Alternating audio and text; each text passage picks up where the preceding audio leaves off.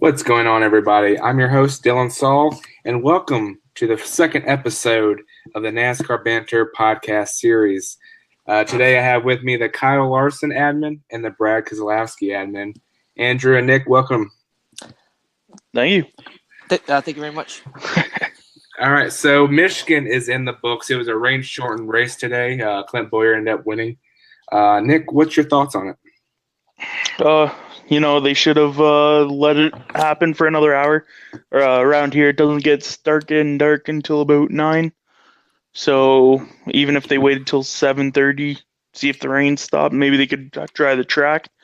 It should have went, but it's all right. Andrew? I understand your viewpoint.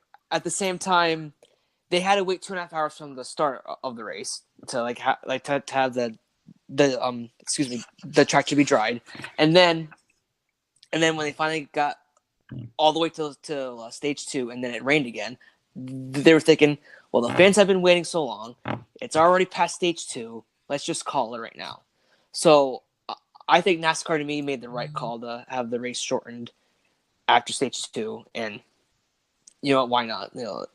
Clint Boyer, he won on a rain-shortened race. People are going to say that wasn't a real win, but it is what it is.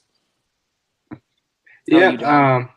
As a driver, you always want to finish the race if you're not in the lead. If you're in the lead, you want the race to be shortened when you're leading, of course. But I don't know how many laps they had left. I think they had less than 100 left.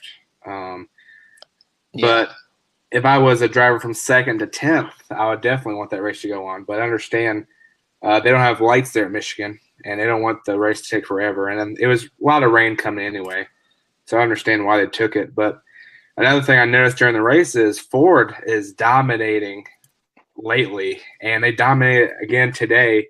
They had several Fords in the top 10 today. I know Brad Kozlowski is a Ford. What do you think they're doing over there, Nick? They didn't. The Fords and haven't got their new bodies yet. Same with the Toyotas. Chevys got their new bodies, so that's why they're underperforming. But next year, Chevys will be up top because Ford's getting the Mustang. Toyota's getting the Supra, I believe it is.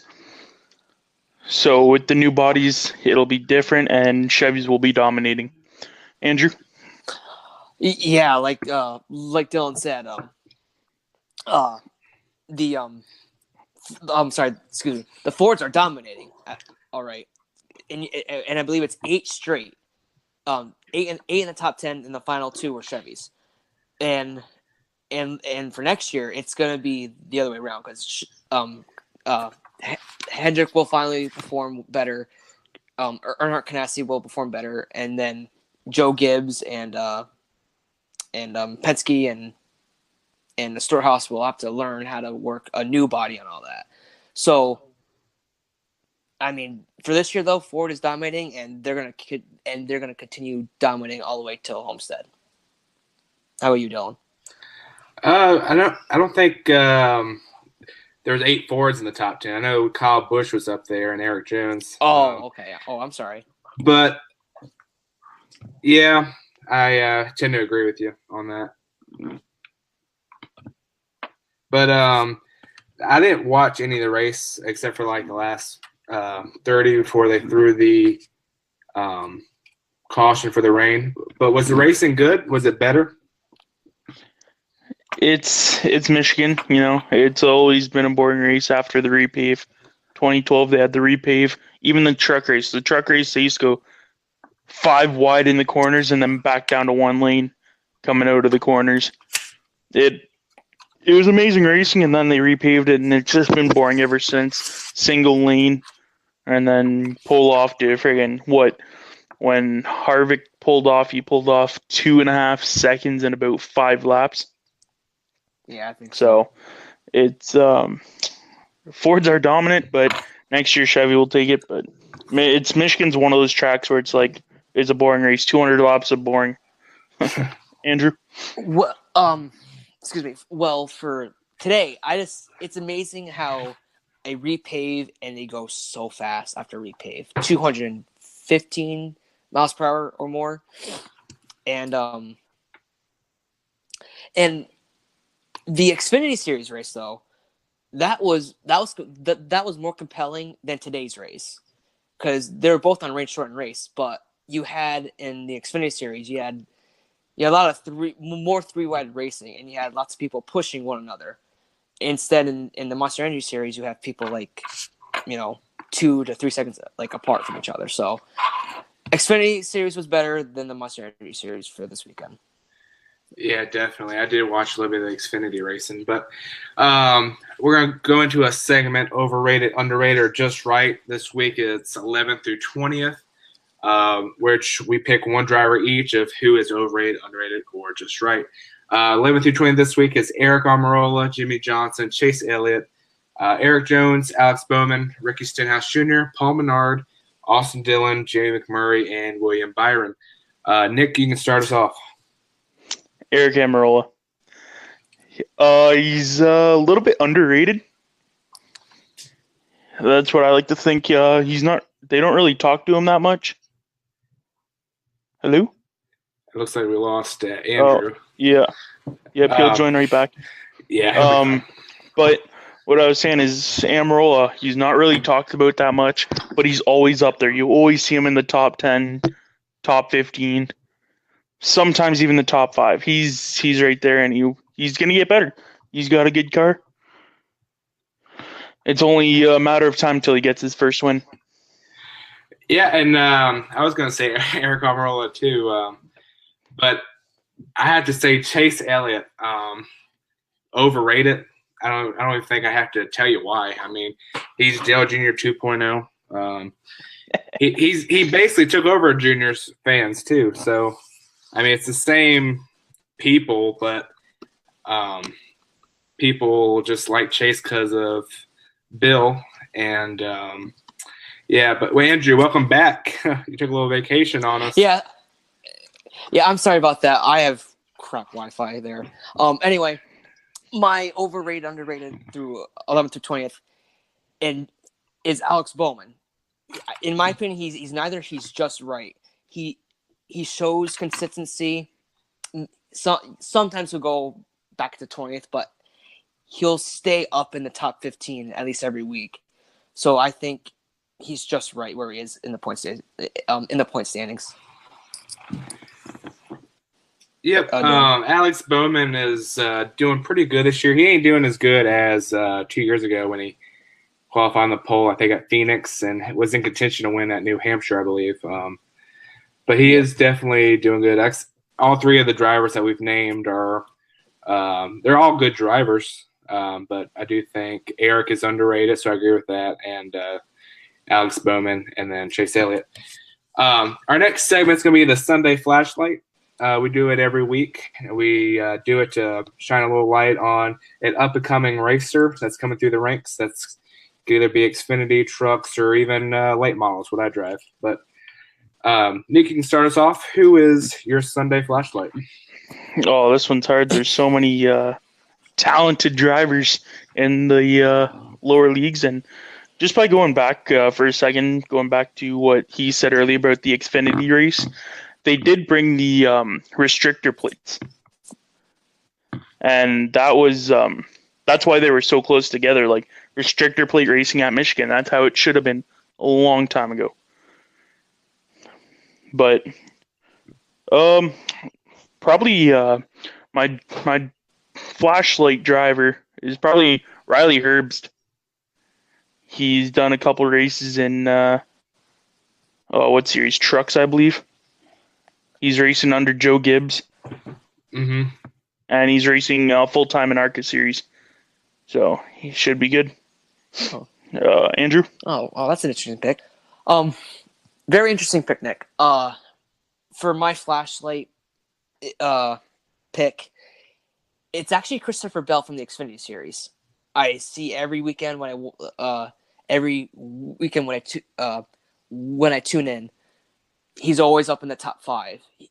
And has he won a race this year? Yes, he has. He has won 1 race. So he's going to win many more races this year in the Xfinity series, and I think he's going to win the championship for the Xfinity series. Christopher Bell. Oh, that is. How about you, Dylan? For this one, I had to think kind of long and hard. I had to go to the truck series though, and one name that pops out is Dalton Sargent. He's racing trucks, and right now he is the first driver in ninth, and he's right outside the playoffs because they only have 8 spots in the playoffs. But he's been running pretty consistently, always up front. I don't think he gets the finishes where he needs to be, but I do think he is a good up and coming driver that will work its way up. Interesting. Yeah, that's an interesting name. Although I did have I think more of like a who would have said that name? Who would have said Riley Herbst? But he's right there.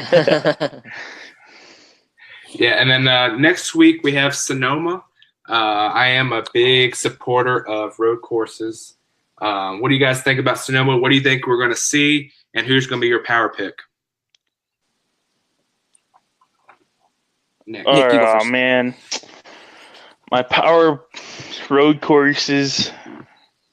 My power pick, I'm going to have to go with Martin Truex Jr. He's good at road courses. I don't think Harvick's as good at road courses. I don't think he can pull off that fast 2-second lead that fast, and it'll be a little bit tough if he can, but I'm going with Martin Truex Jr. He's going to be the winner of the race. I like the pick. For my pick, or for my pick for Sonoma, is going to be what's his name, AJ Allmendinger. He's very good at road courses. I think he can get it done, and I wanted to mention that road course racing is very underrated. I can't wait for that race in 2 weeks. How about you, Dylan? Now I would have said AJ Allmendinger, but I don't see the equipment where it needs to be. I would love to see him win. But I will have to go with a driver that's been doing pretty decent lately. He really showed himself at Charlotte a couple weeks ago. I'm going with Daniel Suarez as the winner of that race. Mexico.